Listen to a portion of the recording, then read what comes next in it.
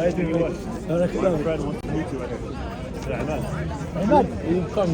صورني عماد ما شاء الله حياك الله. Is it possible to put you on? حياك الله كيفك؟ طيب بخير. Where we are, we believe in God, mashallah, and he wants to know why a prophet is sent, the revelation, and also, what were the other questions? I don't want to misquote you. I do not. I think religion is a necessary evil. And the reason that I think that is because the religion the original religion that we know of, say 2,000 years ago, it is quite clear that the God in that religion is a murderous God, a genocidal God, a God that manipulates the minds of mankind. And I think it is unwise to follow that God. Are you referring this to Christianity? Judaism. Pardon? You refer to Judaism. That is correct. The Old Testament. Yes. Yes. Now, I have spoken with a few. I've spoken to a few people who are Islam or Muslim or whatever you They're call it. Muslims. Islam is the religion. Well, I've spoken with a few of them. Yeah. And the reason why that I have never taken any interest in it is because my understanding is that you all indulge in the same. You incorporate in your religion the Abraham, Isaac, Joseph, all of those prophets. I incorporated into your religion. Now, in 2001, a voice said to me from within to read Exodus. So I've read Exodus down to Leviticus, and I became totally disorientated. There are things that I think about that I couldn't think anymore, because what I read was so despicable. I don't know how anyone can accept it. So so what you just did, you utilized your experience with the Old Testament to judge all the religions, which is incorrect. One moment. Go ahead. It's not to judge all religion. That's what you said. I'm not judging any religion. But you just did. You said a religion is evil. Well, that's not a judgment. For me, it's a fact. But it's judgments, regardless. Well, If okay. you say something is evil or good, it's a fact or not, but it's a judgment. I think when people judge me, well, I don't know. I don't see myself as a person that judges anyone or anything. But you just did. You judged a religion to be evil.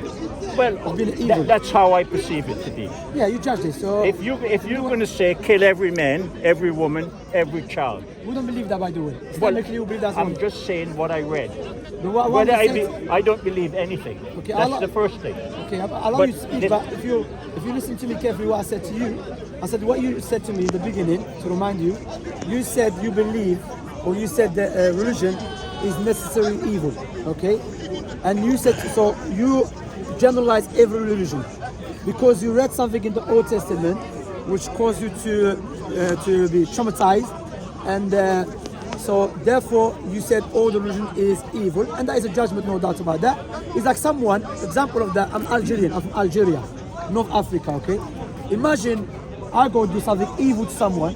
He cannot say all the Algerians are evil because Shamsi is an Algerian and he did something evil to me. It's not fair for him to do that. You see?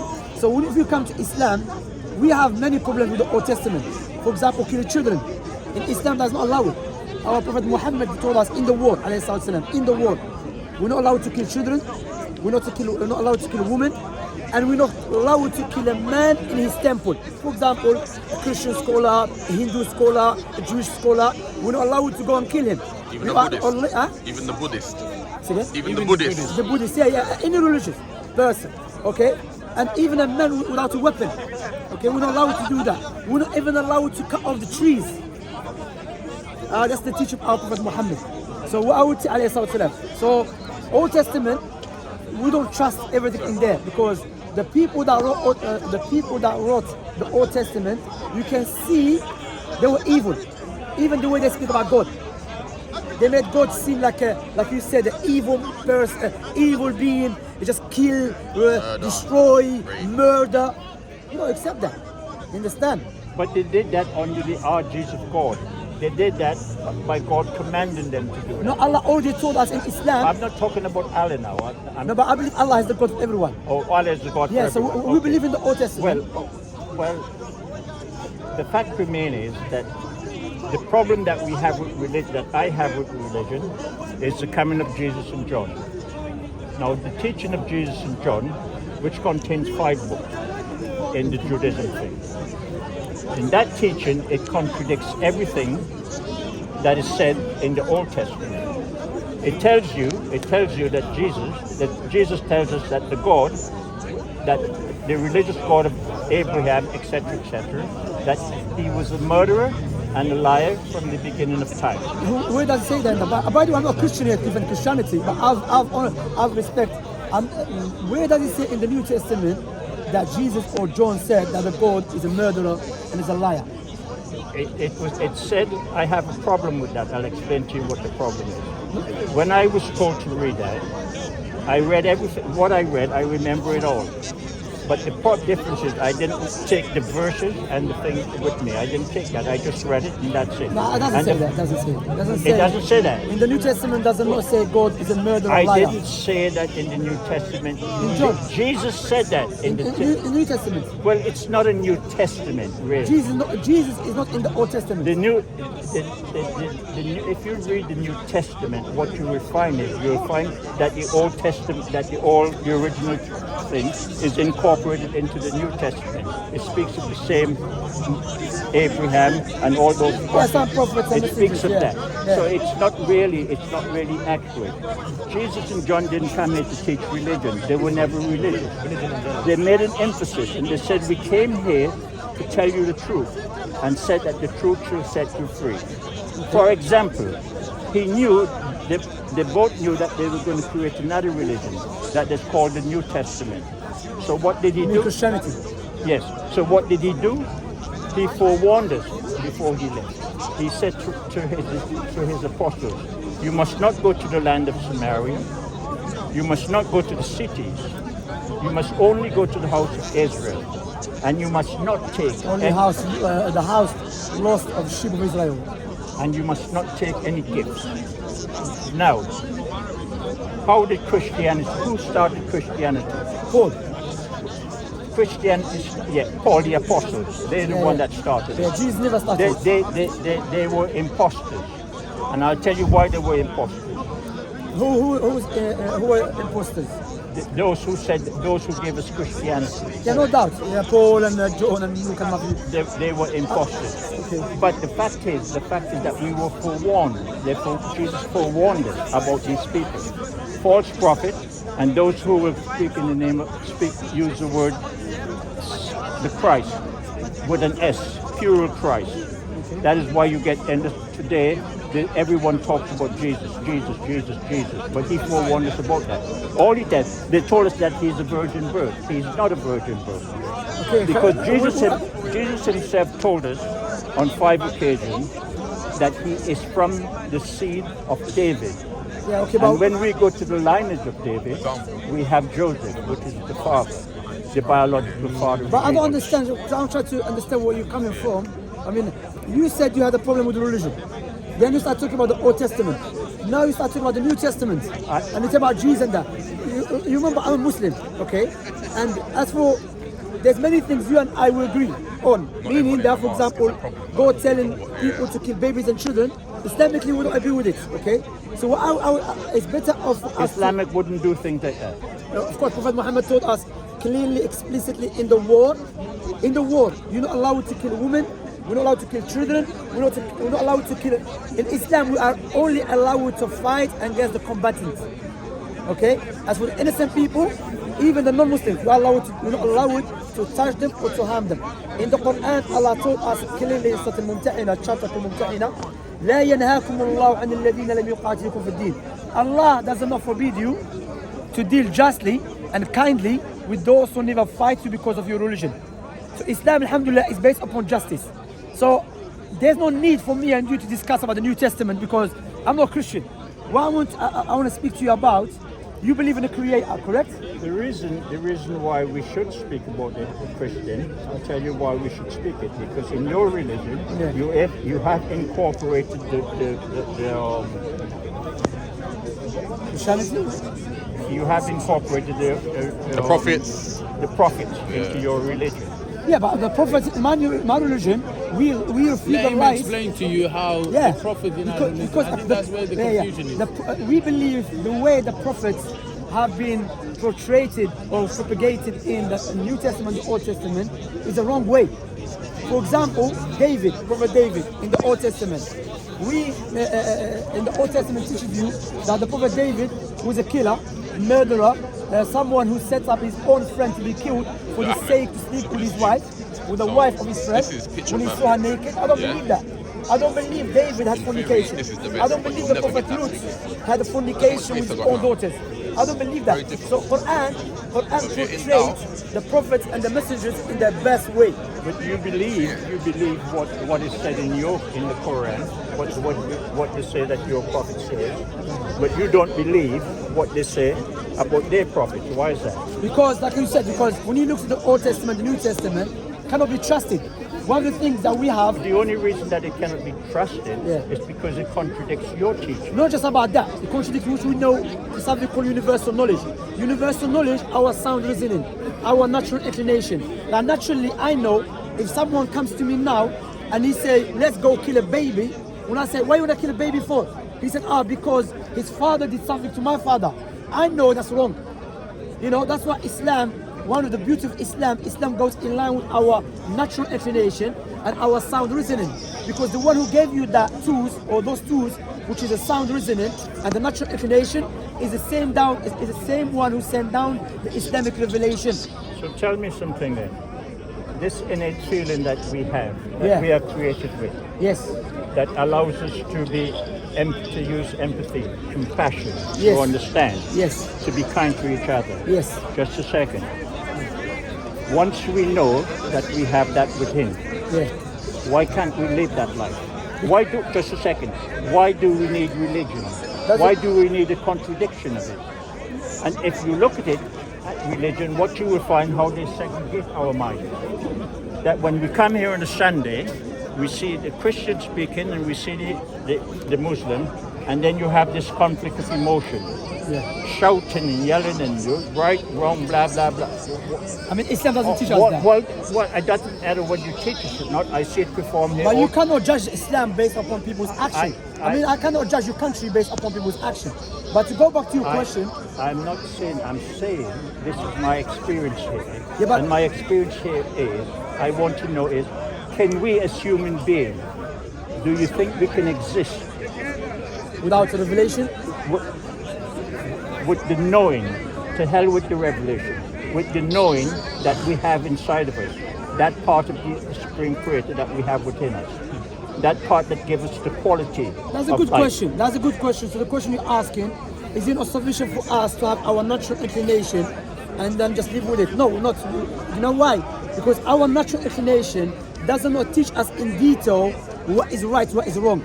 It tells us in general. For example, you have your wife and you have your mother and you have your sister and you have your daughter.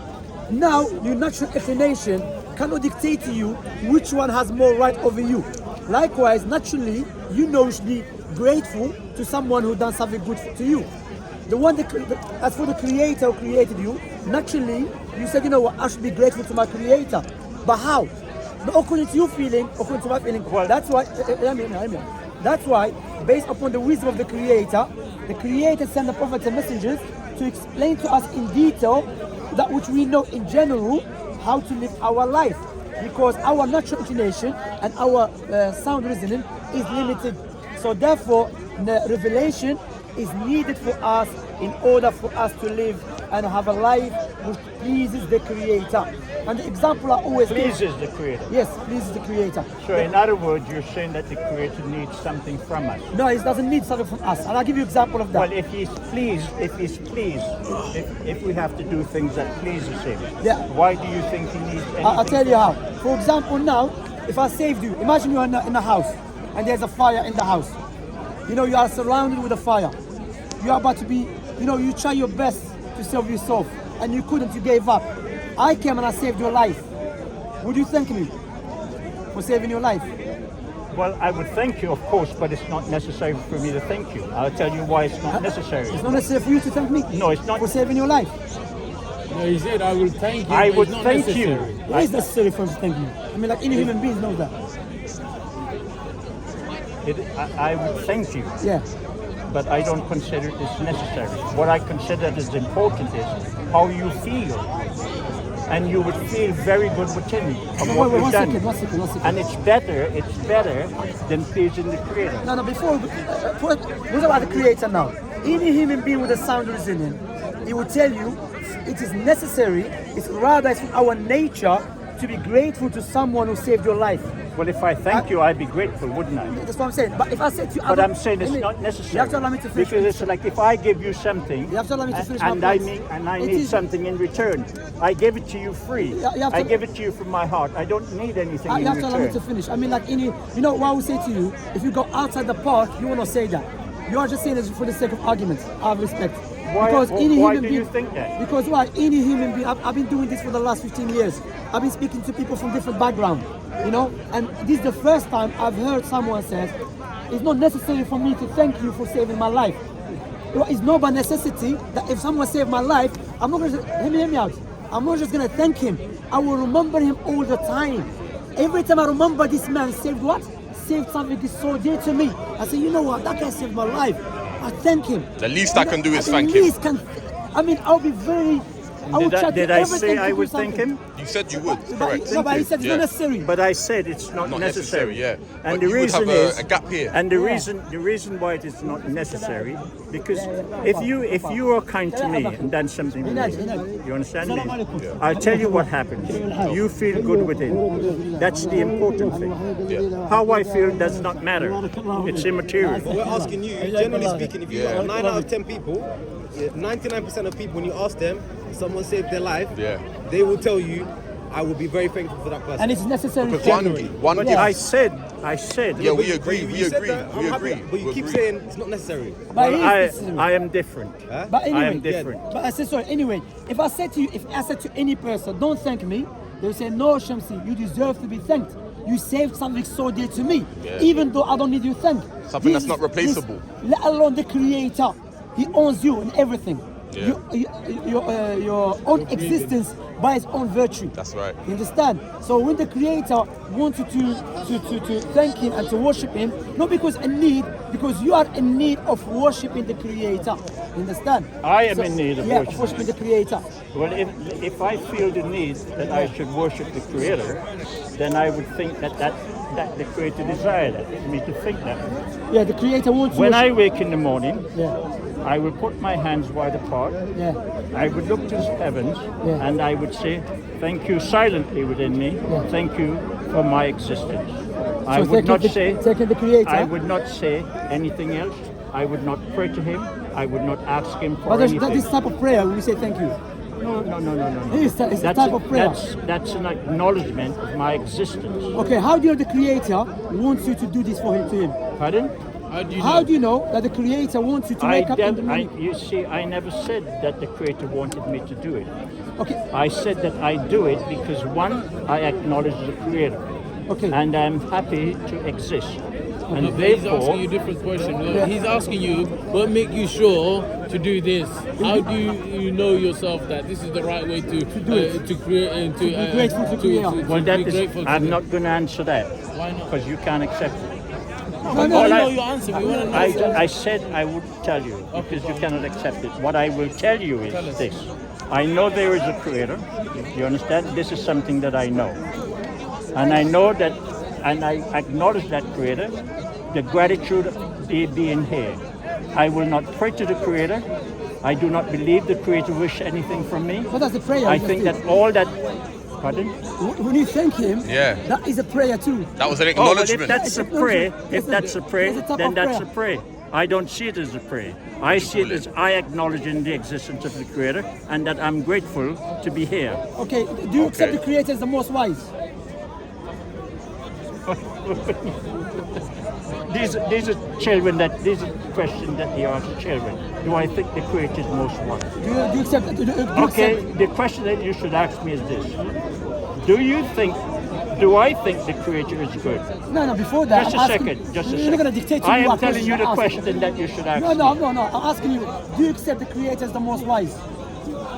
I accept the Creator most in everything. Wise, one of them. Everything. Okay, no problem. Would the most wise Creator have the creation without any purpose?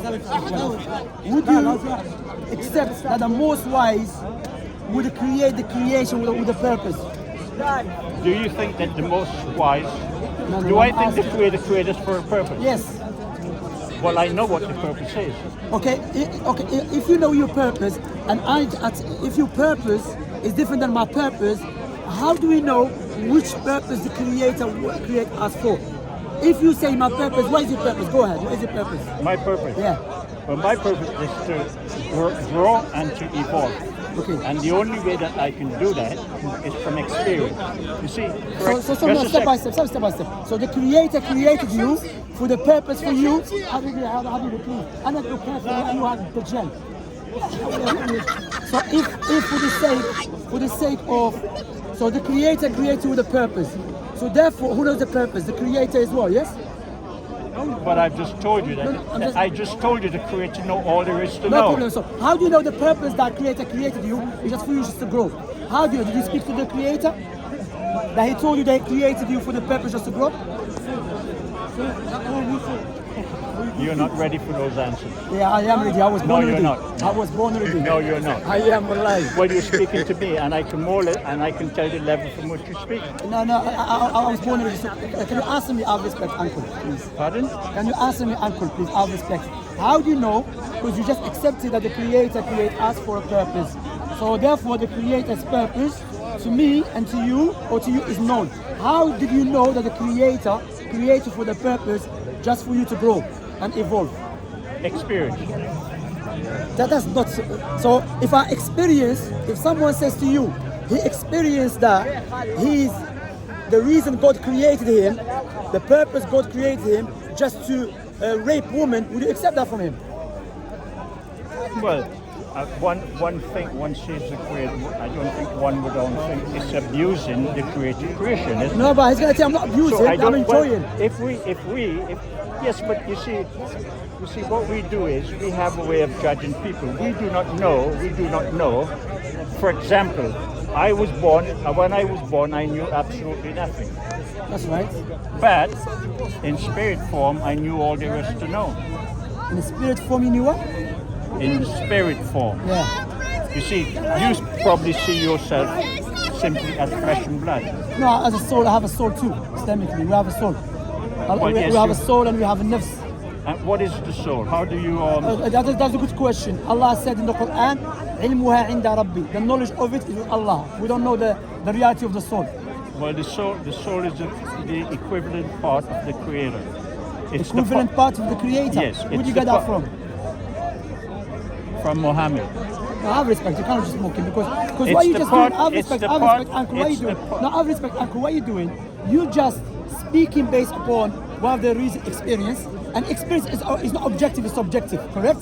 So therefore, you cannot establish to us objectively what the Creator create us for. Because your experience is something which is subjective. But you But can I you can can tell objectively, me. yeah, objectively. Because why? Muhammad tell you. No, not because Muhammad told me. Because if Muhammad alayhi salatu wasalam, our messenger of Allah, he never came to people and he said, God sent me. That's it. No, he gave them tangible, rational, universal proofs why he's a messenger of Allah, why he was sent by God the Almighty.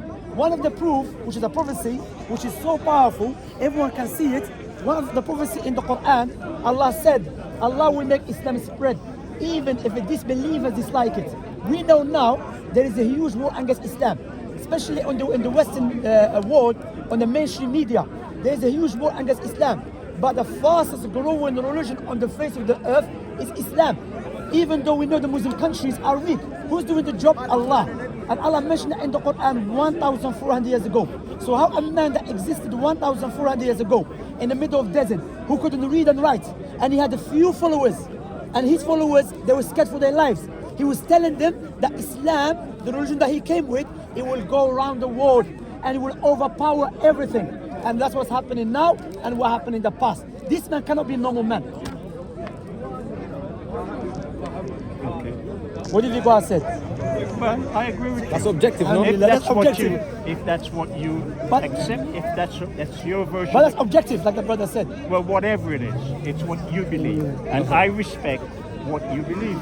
It's not about respect. I you know, don't have any beliefs because belief has no foundation. No, you do have belief. No, beliefs don't have any foundation. They do. They It's should have ridiculous. belief. They should have belief. 1 minute. I They believe should in have- this, 10. No. In time to come, to change it. Uncle, they should have beliefs.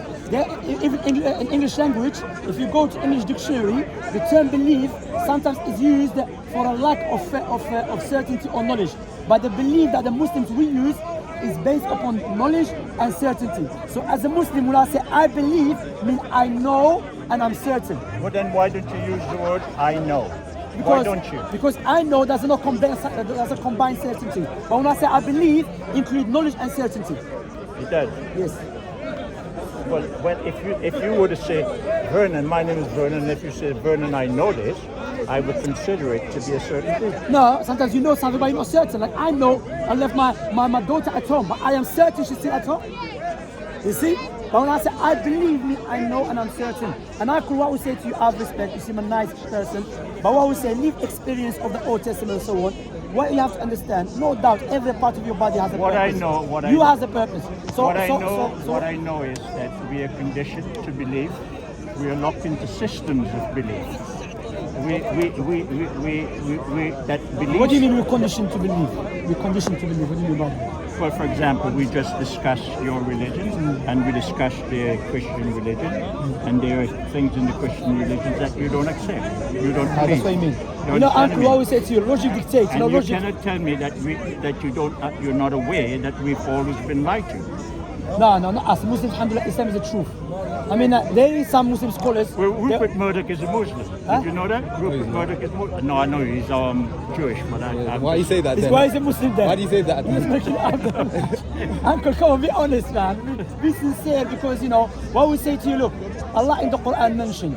He said, "Whoever wants to believe, let him believe, and whoever wants to disbelieve, let him disbelieve." I'm going to be 100. Let me be 100%. Let me finish. Just No, finish. let me No, be. you have to let me finish. Okay, go Uncle, ahead. I have respect.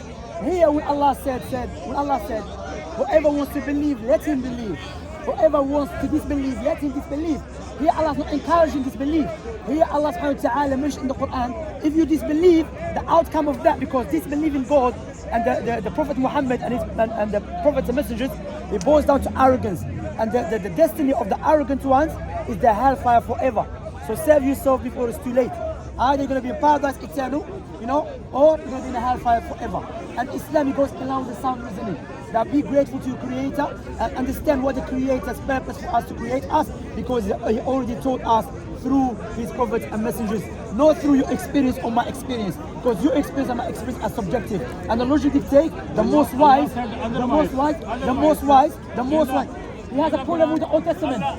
Brother, he has a problem with the Old Testament. He's not a Christian. What is Whoever don't believe on Allah, Oh, the engine started up. So what I would say to you, kill. Whoever don't believe on Allah. he hates the Bible. He said you hate the Bible. No. You want to defend the Bible. You said you have a problem with the Old Quran is Testament. Imagine he's a Christian, he can't defend Christianity. You are speaking a lie then. I know you are. You are speaking a lie. Anyway, Your Uncle, Quran I have is respect. saying, You're gonna come start shouting. whoever It was don't nice speaking to believe you. on Allah, Hopefully, I will see you another time, inshallah. This Because he's not living. is the example of religion. Especially No, it's not Jews religion. This It's is the example of a example of madman. it. It's the example of a madman.